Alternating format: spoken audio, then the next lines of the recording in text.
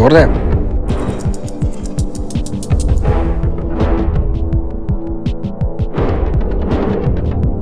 George, നീ ഇതിൽ ഇടപെടണ്ട. എൻ്റെ മുത്തശ്ശൻ്റെ ജീവൻ നശിപ്പിച്ചതവനാ.